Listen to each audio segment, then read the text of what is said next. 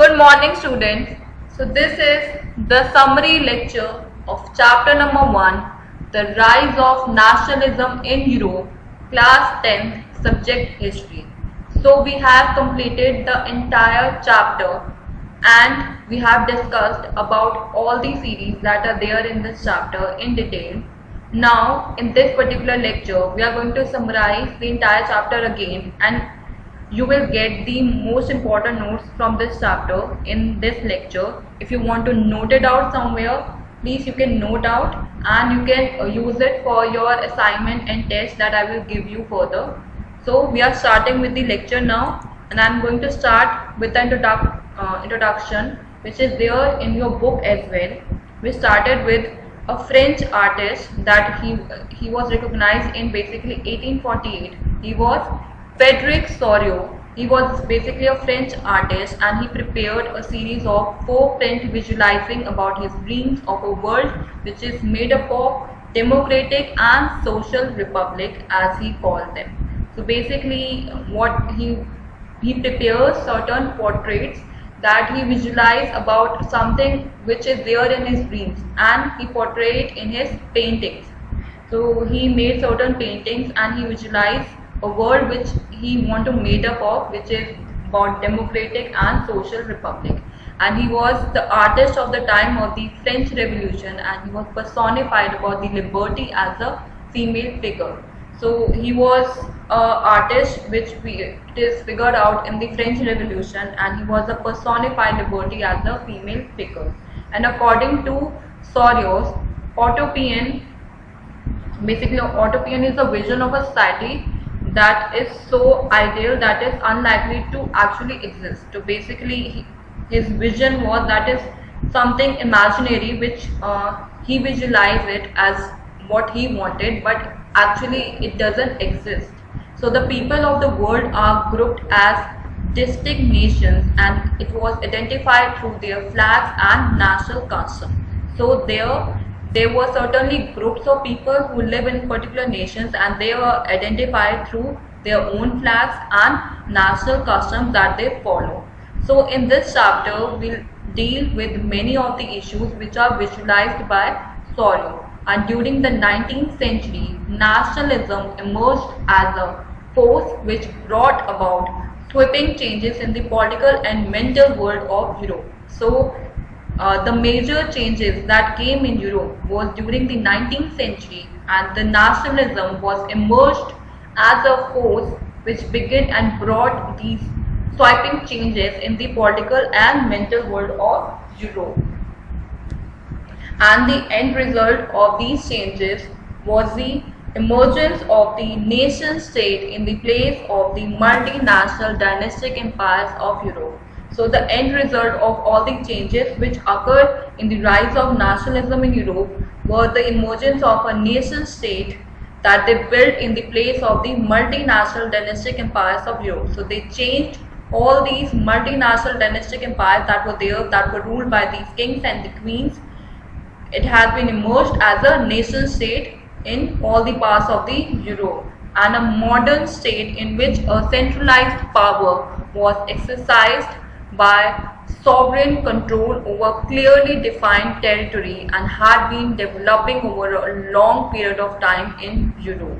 So there was a modern state that came up and that contained the centralized power and which was exercised in the entire part of Europe, and it has their clear vision to develop through over a period of time from 18th to 19th century until now. They are developing their states.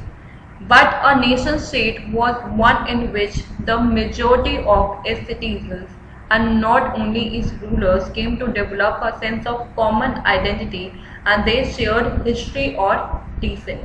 So basically, first of all, you should know what does nation state mean. So nation state was one which the majority of citizens and not only its ruler came to develop a sense of common citizens, but they want a separate identity for themselves. That is what nation state is all about. And in this chapter, you will look at the diverse processes through which nation states and nationalism came into the beginning of the century Europe. So in this chapter, you will got to know about the diverse process that goes through from this nation states and the feeling of nationalism that came into being in the 19th century Europe. So the first series of this chapter was the French Revolution and the idea of nation. So this was the first series and started with the first clear expression of nationalism which was came with the French Revolution in 1789. So the first clear expression of nationalism was came in the French Revolution itself in 1789. You all know and studied about French Revolution in class 9th. It was there.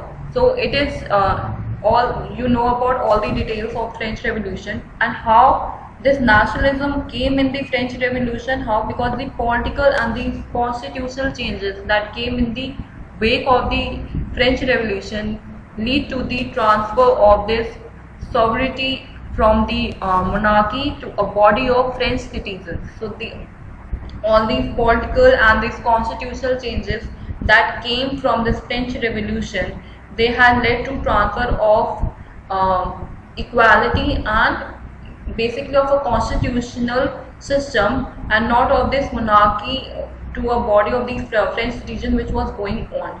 And the idea of la patrie, basically the fatherland, and les citoyens, the citizens, emphasizes the notion of a united community and they were enjoying equal rights under a constitution. So basically the idea of French Revolution, there was the fatherland and the citizens, they have emerged as the notion of a united community there and they have enjoyed equal rights under a constitution.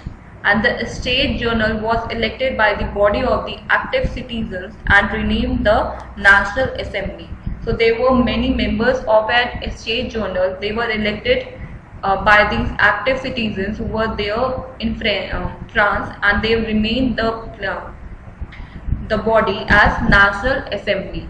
And the internal custom duties and dues were abolished and a uniform system of weights and measures was adopted. So there were many internal customs that were there, duties and dues. They were abolished from this system and there was a uniform system of weights and measures which was appointed.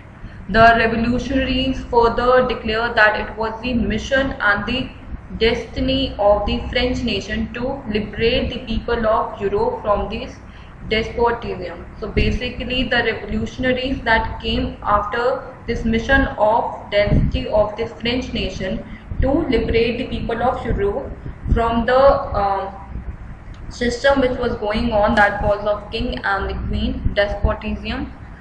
Then there were many students and other members of educated middle classes began setting up in Jacobin club. So there were many students and there were many other members who were from the educated middle class family. They were setting up in the Jacobin club. There was a particular club that was being made there for these educated middle class people.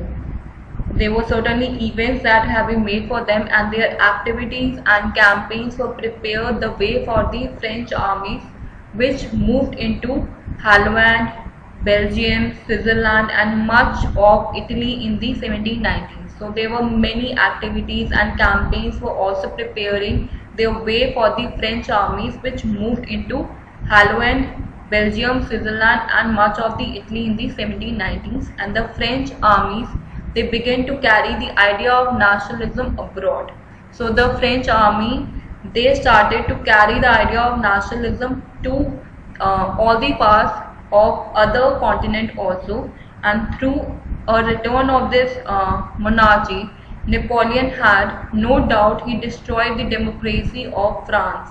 When Napoleon came in France, he actually destroyed the democracy of France, but in the administrative field he had incorporated revolutionary principles in order to make the whole system more rational and efficient. He wanted to destroy the French democracy, but he also was good in many of the things because he changed the entire administrative field and he incorporated a lot of good principles in order to make the whole system more rational and efficient. And he have brought this civil code of 1804, which was known as the Napoleonic Code as well. So he did away with all the privileges which was based on birth, and he has established equality before the law, and he has secured the right to property.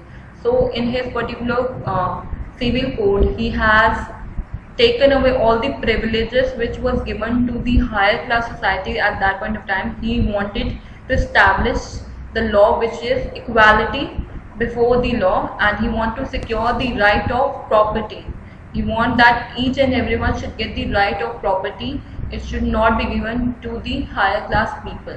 And the Napoleon simplified administrative divisions, and he has abolished the feudal system, and he has freed peasants from serfdom and mandatorial dues. So serfdom is the right to vote, basically for the men of this lower class society and for the women as well. Now there were many things that have been changed, like the transport and communication system was also improved by this code, and the businessmen and small scale producers of goods in particular, they begin to realize about these uniform laws, standardized weights and measures, and a common national currency would facilitate the movement exchange of goods and capital from one region to another. So all these changes were coming up, but in many of the places such as Holland, Switzerland, Brussels, Milan, Warsaw, and so many other places, these French armies were welcomed as harbingers of liberty. So basically they don't want this civil code to be there in their administrative department. So they want the dynasty, what was the empire dynasty which was there before this Napoleon code. They want that to happen again, and they were against of this changes that were happening in French Revolution. So it became clear that these new administrative arrangements did not go hand in hand with the political freedom. So he was making a lot of changes, and the other parts of this country, basically Holland, Switzerland and Brussels, they were against of all these things which was happening, because it was not going hand in hand with this political freedom. And he has increased taxation, censorship, he has forced conscription into the French armies, and required to conquer the rest of the Europe, and all seem to be outweighed the advantages of this administrative changes. So all these things were happening, but now there is second series of this chapter, which is the making of nationalism in Europe. So in this particular series, Germany, Italy and Switzerland were divided into kingdoms. So there were many kingdoms that have been made after the Napoleonic Code, which was abolished by these countries. So there was Germany, Italy and Switzerland. They were divided into kingdoms, and duchies and cantons whose rulers had their autonomous territories. So there were many small parts also. They have rulers of their autonomous territories, and they did not see themselves as sharing a collective identity or a common culture. So they have different diversity of culture, language and all these things. So they were not happy, or they don't want to share a collective identity or a common culture within themselves. And there was Habsburg Empire, which was ruled over Austria, Hungary, and in Hungary the half of the population spoke Magyar, while the other half of these spoke a variety of dialects. So there were many dialects that were there in parts of this Europe. There were many basically it was a very diverse country. Like India, there Europe was also a very diversified country, and beside these three dominant groups, there also lived within the boundaries of the empire. The only tie binding these diverse groups together was a common alliance to the empire. Basically, the only tie between the diverse groups together was the common alliance of the empire. So basically, they were connected through just because of the system which was going on of this king and queen, the monarchy system which was going on. That was the only reason they were connected with each other. Rest, they don't want to be connected to each other. They want their own diversified countries. They want their own places. They want their own language to be the one. They don't want to share anything. So after this, there was basically aristocracy and the new middle class society that was being built there after this Napoleonic Code. So in this, socially and politically, a landed aristocracy was the dominant class on the continent. So basically, there were two classes at that point of time. First was the aristocracy, the upper class, and the peasant, which were the middle class. So not the middle, sorry, the lower class. So they were the dominant class of the continent, and the members of this class were by a common, they share a common way of life, and that cut across of these regional divisions. So all the upper class people of the society, they share a common life, they have their common interests and the same lifestyle they follow. So they really gel up with each other really well, and they slaved all the lower class people that worked under them. Their families were also often connected by ties of marriages, so they started this marriage system within the upper class society only. And this powerful aristocracy was, however, numerically a small group. So there were certainly small groups which share the same diversity and culture. So they are forming their own aristocracy groups, and the growth of these towns and the emergence of commercial classes whose existence was based on production for the market. So in this particular time, there was a growth of town and the emergence of commercial classes. Basically, the growth of industrialization came up in this period, and industrialization began in England in the second half of the 18th century. But in France and the parts of the German states, it occurred only during the 19th century. So there was a beginning of this industrialization in England in the second half of the 18th century, but in France and many parts of the German states, it occurred during the 19th century only.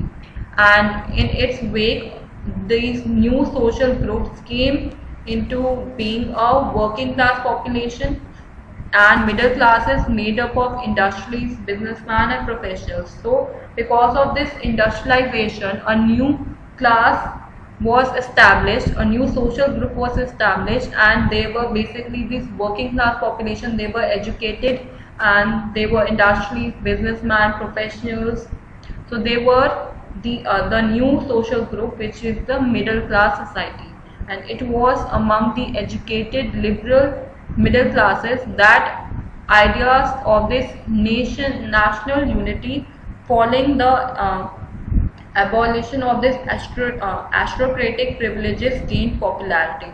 So basically they were educated and they were liberal, and they wanted now to have a national unity in their country, and they don't want that all the rights, all the privileges should be given to these aristocratic people, those who were living, and they want to abolish that system.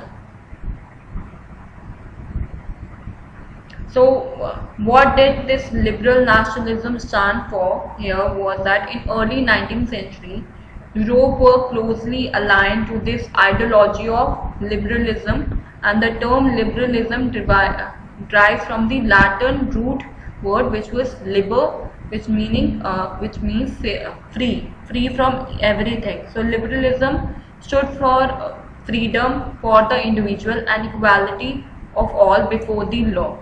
So liberalism was actually mean that they want freedom for all the individuals, and they want equality of all before the law, and it emphasizes the concept of government by consent. A constitution was an representative government through parliament, and the right to vote and to get elected was generated executively to property owning men. So what does this liberal nationalism stand for? So what they actually wanted in a liberal society, so they want freedom for every individual. They want equality. They want to emphasize the concept of government by their own concerns, and they want a constitution and a representative government through their parliaments, and they want the right of vote also. They want to get elected for general executive of property owning men. What are the other changes? The men without property and all women were excluded from the political rights. So they were men, the lower class people, they were abolished from this political rights. The women also were excluded from the political rights. The women and non-proprietary men and women organized opposition movements demanding for equal political rights. So they want that the women also should participate in the political rights, and those who are non-property men, because who doesn't have their own properties, and the women also, they have organized their own movements. So all these people, they were demanding for equal political rights, and the abolition of this state imposed restrictions on the movement of goods and capital. So there were many rules that have been made for these exchange of goods and capital in this industrialized system. So they want to abolish these restrictions from the movement of the goods. So they don't want to pay the extra taxes for the movements of this goods and capital in their own parts of the country. And a merchant traveling in 1833 from Hamburg to Nuremberg to sell his goods would have to pass through 11 customs barriers and have to pay a custom duty of about 5% of each one of them. So there was a system which was a merchant traveling from in 1833, which was there from Hamburg to Nuremberg to sell his goods, and he have to pass certain 11 custom duties. So he have to pay the government 11 times, and it is about 5% of each every time he is paying of that. So what he is gaining from it, I really don't know. So obstacles to this economics exchange and growth by the new commercial classes, who urged for the creation of a unified economic territory, allowing the unhindered movement of goods and people and the capital. So they want to abolish this economic changes, and they want the growth of this new economic commercial class, and they have emerged as a creation of a unified economic territory that was allowed to exchange of all the movements of the good people freely. This union abolished tariff barriers, and they have reduced the number of currencies from over 30 to 2. So after this, there was a new conservation was established after 1815. So what was this conservatism is all about? So there was a falling defeat of Napoleon in 1815 by this European government, and they were driven by the spirit of conservatism. So most conservatives, however, did not propose a return to the society of pre-revolutionary days, and that modernization could in fact strengthen the traditional institutions like the monarchy, a modern army, an efficient bureaucracy, and a dynamic economy. The abolition of feudalism and serfdom could strengthen the autocracy monarchies of Europe, and in 1850 the representatives of the European power like Britain, Russia, Prussia and Austria, they have collectively defeated Napoleon and met at Treaty of Vienna to draw up a settlement for Europe. So basically they want to abolish the Napoleon Code, so they have come together as a whole to defeat Napoleon. So they have there was a majority of people, they came together as a whole to defeat Napoleon, and they want to representative of their own countries as a whole. So this modern army, there was established, there was efficient bureaucracy and dynamic economy they want for them. they want to change the entire system to which it was way back from the civil code again. And they want to establish this Bourbon dynasty, which has been deposed during the French Revolution, and it was restored again with that power, and the France lost the territories it has annexed under the Napoleon. So when Napoleon was there were many things that have been changed because of him, and all the changes that he have made, they have abolished that, and they have taken that Bourbon dynasty again into the French Revolution. And the German also confederation of 39 states that has been set up by this Napoleon was left untouched. And autocratic did not tolerate criticism and dissent, and they sought to curb the activities that question the legitimacy of the autocratic government. So these autocratic, basically the people who were against of Napoleon and who all were criticizing them, they were not tolerating if they are criticizing them, and they are taking great actions to stop them and to give them punishment if they violent against them. Then there was revolutionaries that came up. So during the year following in 1815, the fear of repression drove many liberal nationalists underground, and there were many revolutionary at this time. They were meant a commitment to oppose this monarchical forms and to fight for liberty and freedom. So when there were conservatism, there were many revolutionaries who are also building up to fight it out with this conservatism people, and they want basically freedom and liberty for them. So there was one person who was Giuseppe Mazzini. He was born in Genoa in 1807. He became a member of the secret society of the Carbonari, and he was sent into exile in 1831 for attempting a revolution in Liguria.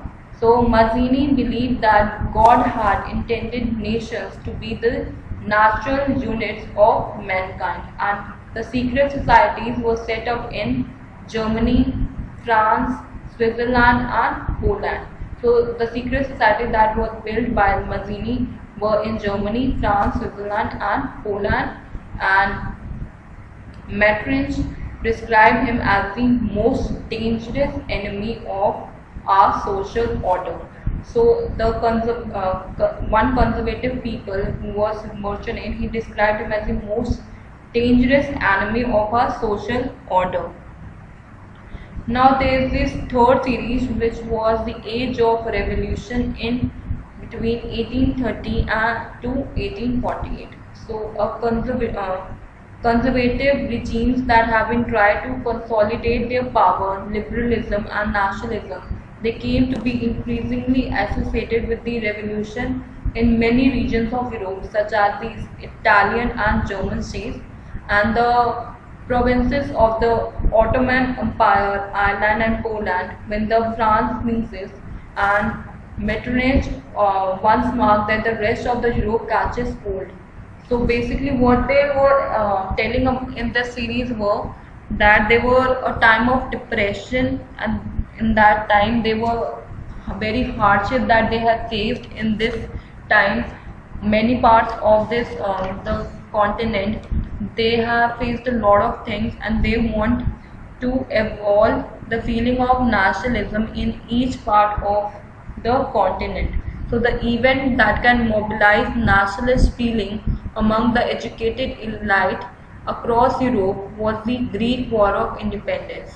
So to establish the feeling of this nationalism, they have established a war, basically a movement which was which came across in Europe, was the Greek War of Independence. So it does happen, and the Greece has been the part of the Ottoman Empire since the 15th century. So Greece was a part of this Ottoman Empire, basically the King Empire, since the 15th century, and the Greeks were living in exile, and also from many West Europeans who had sympathizes for the ancient Greek culture. Then after how they want to evolve this nationalism feeling in the hearts of the people of Europe, so they brought this the romantic imagination and national feeling in the people of Europe. So the development of this nationalism did not come about only through these wars and territories expansion. So doesn't come only through these wars and territorial expansions that were happening. There was certain culture played an important role in creating the idea of the nation, like from basically from this art and poetry, stories and music, and they helped to express and shape the nationalist feeling. So let us look at the romanticism. So a cultural movement which sought to develop a particular form of nationalist sentiments. So they made a cultural movement to establish the feeling of nationalism in the people of Europe by building up these art and poetry, music, dance, and folk dances. All these things were established to develop the feeling of nationalism in the heart of the people of Europe.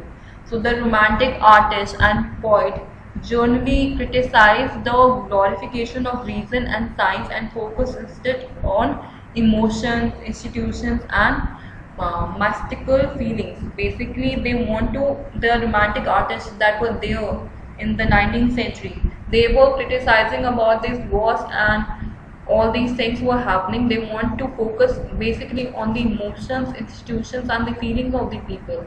And other romantics were making through by their folk songs, folk poetry, and folk dances that with their true spirit of the nation. The national feelings were kept alive through music and languages also.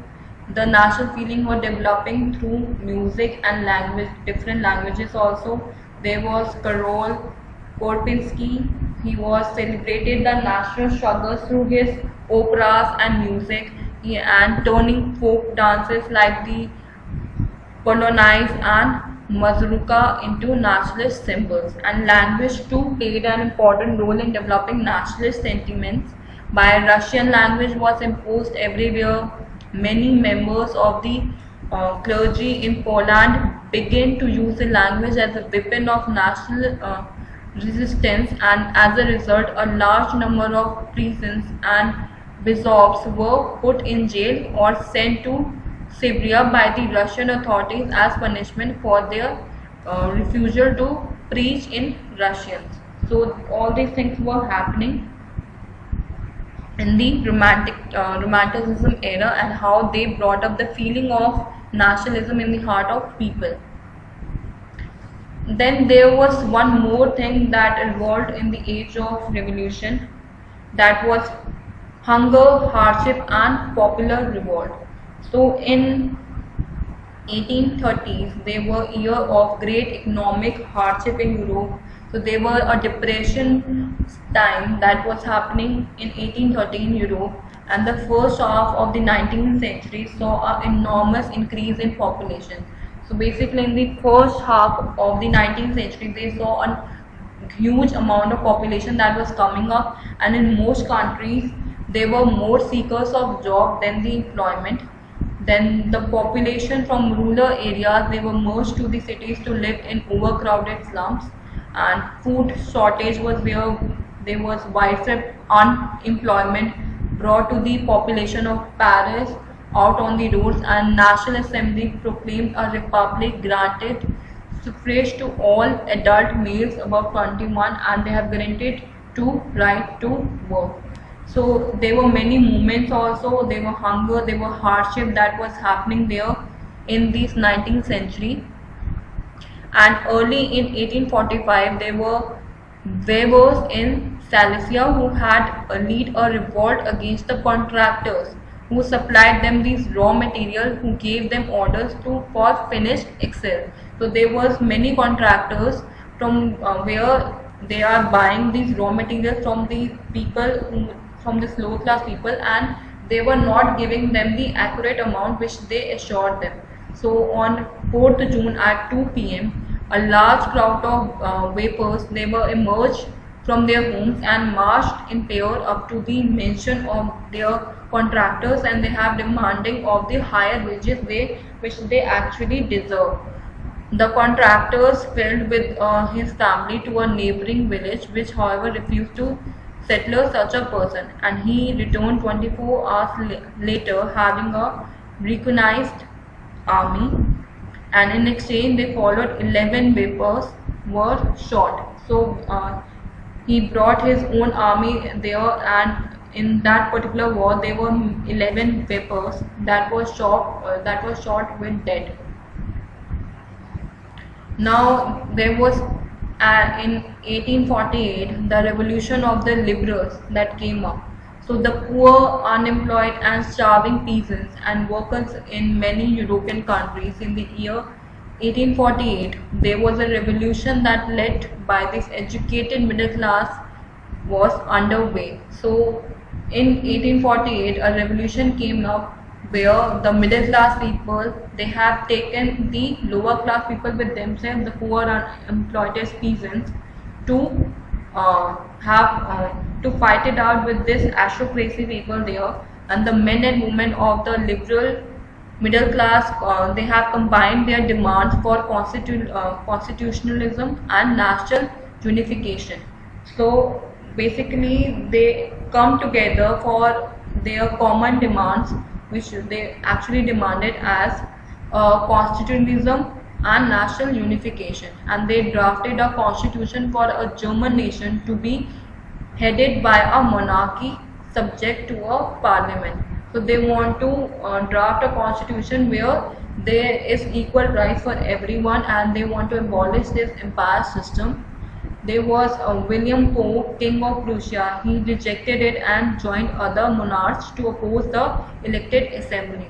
So there was one person who was the King of Prussia. He rejected and joined other monarchs to oppose the elected assembly, while the opposition of the aristocracy and military, they became stronger. So in the one side there was this middle class society and peasants, on the other side there was this military army and aristocracy. They came together to oppose them, and they became stronger, and the social biases of this parliament eroded, and the issue of extending political rights to women was a controversial one within this liberal movement. So basically there were no right for the women to vote and to go out and all these things. So that was a major issue that came up with this political issue that came up very controversial in this liberal movement, and women had formed their own political associations, and they have founded newspapers and taken part in this political meeting and demonstration. So the women also established their own political associations. They started with their newspaper companies, they started with their political meetings and demonstrations, and the women were admitted only as observers to stand in the visitors gallery. So women were admitted now to be observer to stand in the visitors gallery in the meetings, and the monarchs were beginning to realize that the cycles, if revolution and repression, could be ended by granting concessions to their liberal nationalist revolutionaries. So the monarchs were also realizing that because of the revolution which was going on, they could end up losing the empire. So they were agreed to concise these liberal nationalist revolutionaries. Now the next series here is about the making of Germany and Italy.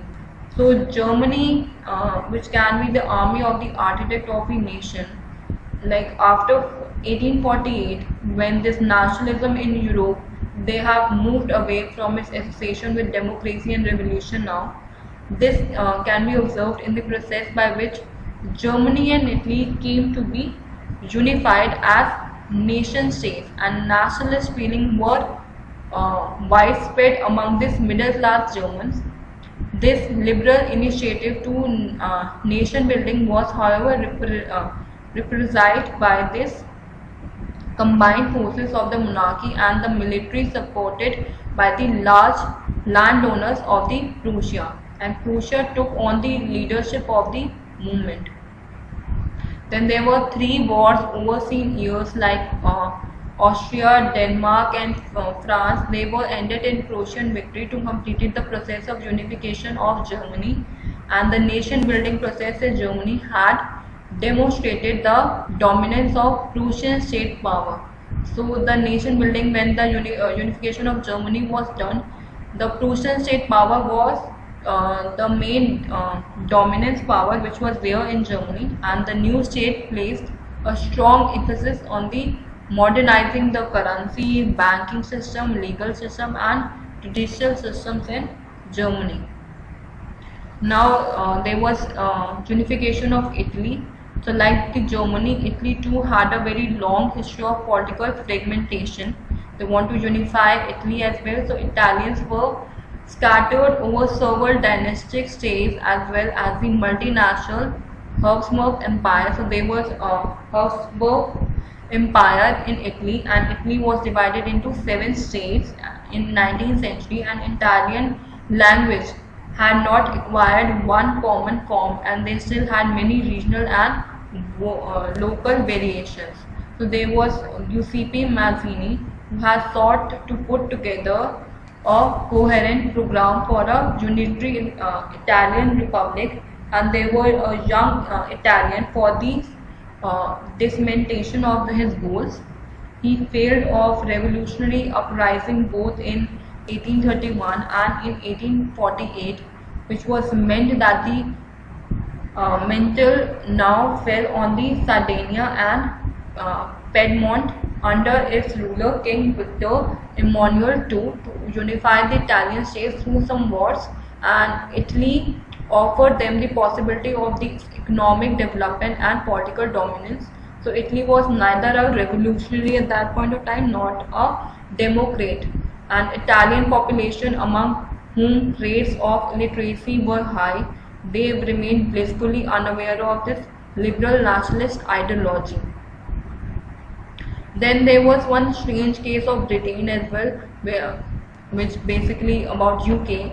So the model of the nation or the nation state, some scholars have urged, is Great Britain. It was the result of a long drawn out process.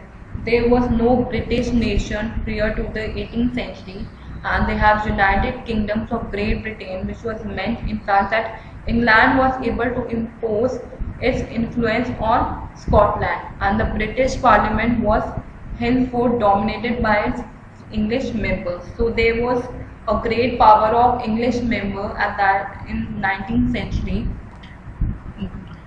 and Ireland was forcefully incorporated into the United Kingdom in 1801, and their flag was this British flag, the national anthem.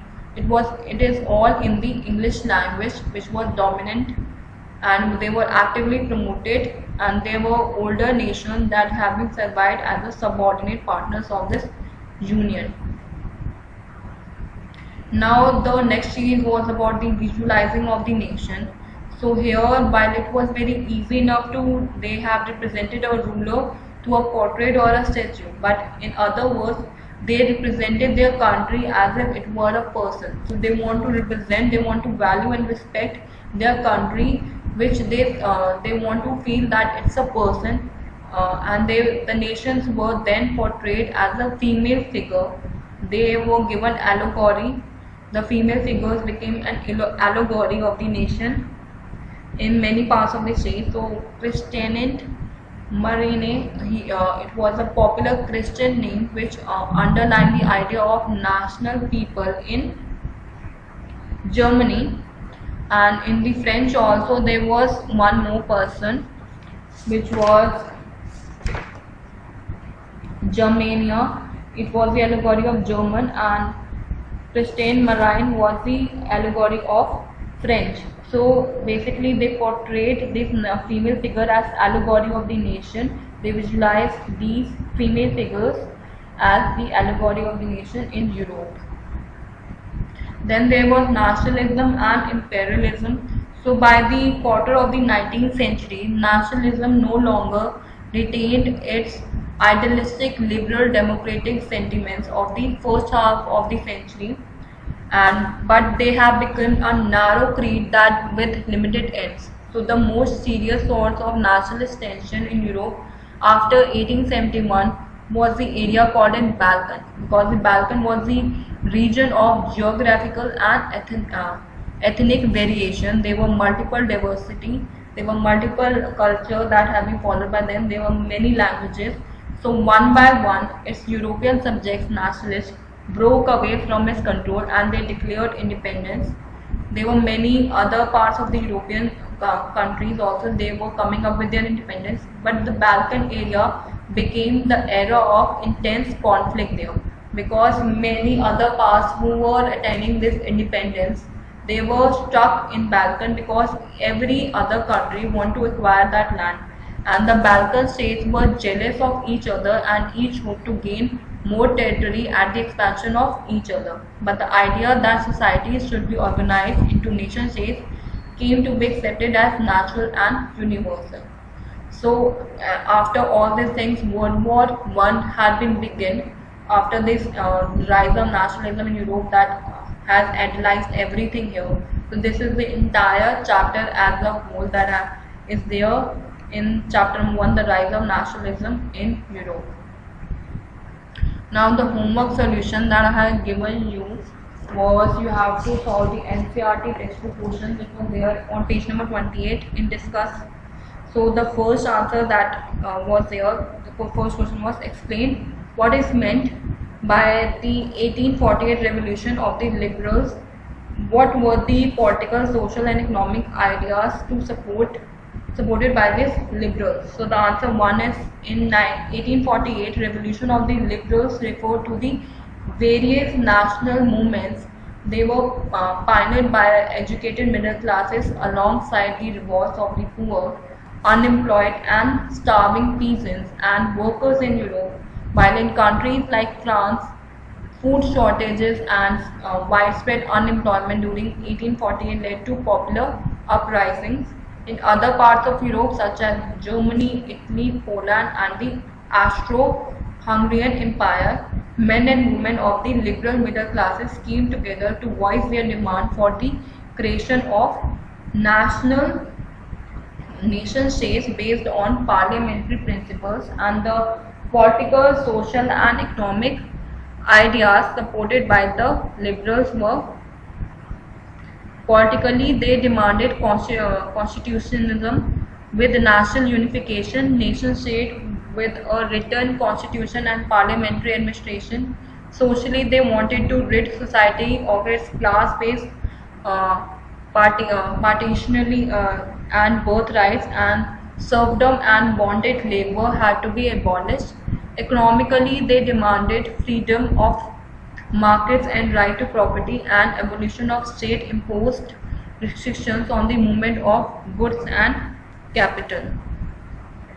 Now question 2 was you have to choose 3 examples to show the contribution of culture to the growth of nationalism in Europe. So the 3 examples to show the contribution of culture to the growth of nationalism in Europe were: Romanticism was a European culture movement which was aimed at developing national unity by creating a sense of sharing heritage and common history, and the Romantic artists emphasized on emotional intuitions and mystical feelings, gave shape and expression to nationalist sentiments. The strength of art in promoting nationalism is well exemplified in the role played in European poets and artists in mobilizing public opinion to support the Greeks in their struggle to establish their national identity. Second was folk songs, dance and poetry contributed to popularizing the spirit of nationalism and patriotic fervor in Europe. Being a part of the lives of the common people, folk culture enabled nationalists to carry the message of nationalism to a large and diverse audience, and collecting and recording the different forms of folk culture was important for building a national consciousness. Now the third is about the language, which was also played a distinct role in developing nationalist feeling in Europe. The emphasis on the use of vernacular language, the language of the masses, helped spread the message of national unity during Russian occupation period. Polish language was forced out of schools and Russian language was imposed everywhere. During the defeat of an army rebellion against Russian rule in 1831, many members of the clergy in Poland began using language as a weapon of national resistance. They did so by refusing to preach in Russian and by using Polish for church gatherings and religious instruction. Question number 3 was, through a focus on any two countries, explain how nations developed over the 19th century. So Italy and Germany were two important European countries. They developed a lot over the 19th century. Both these countries were previously ruled by several princely states, and thus these lands were divided into many smaller independent segments till the middle of the 19th century. As there were some mass revolution in various parts of Europe in 19th century, and people became more educated, and common people of all these states unified to form common governments. In Germany, German National Assembly was formed in 1848, and in Italy, the revolutionists tried to form unified Italian Republic. They failed in both countries at that time, but leading to the unification of both countries eventually.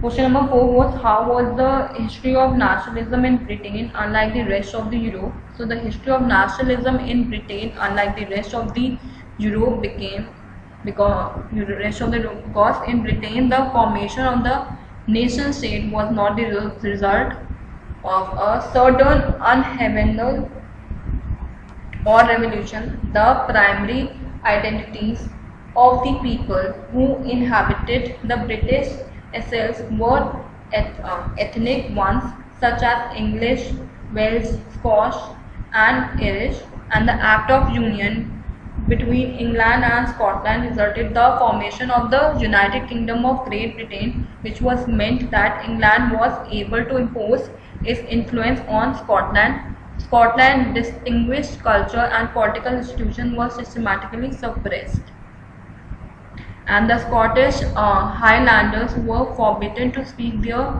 Gaelic language or they wear their national dress, and large numbers were forcibly driven out from their homeland. The English helped the Protestants of Ireland to establish their dominance over a largely Catholic country, and Catholic revolts against British dominance were suppressed. Ireland was forcibly incorporated into the United Kingdom in 1801, and the symbol of this new Britain, the British flag and national anthem, the English language, were actively promoted, and the older nations survived only as subordinate partners in this union.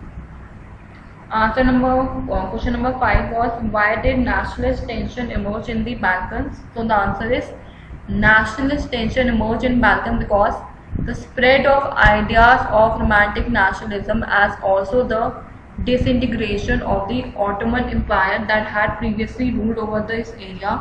The different Slavic communities in the Balkans began to strive for independent rule, and they were jealous of each other, and every state wanted more territory, even at the expense of others. Also, they want to hold the imperial power over the Balkans under the situation worse, and Russia, Germany, England, Hungary also wanted more control over this area. These conflicts ultimately led to the First World War in 1914. So you have to write these answers in your main notebook. You can copy it from here. Now the homework that I want to assign you in this lecture, that I am giving you an assignment for the chapter that you have to do. So all these questions you have to first write it down in your rough notebook. When I will assign you the answers, you can copy it down in your main notebook. So question number 1 is about describe the French Revolution. Question number 2, how did nationalism and concept of nation state emerge? Question number 3, give a brief note on Napoleonic Code. Question number 4, what were the highlights of Treaty of Vienna in 1850? Question number 5, describe the rise of imperialism. So these questions you have to do as an assignment that I am giving you as homework in this lecture. And if you have any queries, you can ask me in the comment section or in the student query section. So this is whole as a chapter. We have done with the chapter now. And please just let me know about if you found any difficulty here. I will explain it if in the coming lectures too. Thank you so much.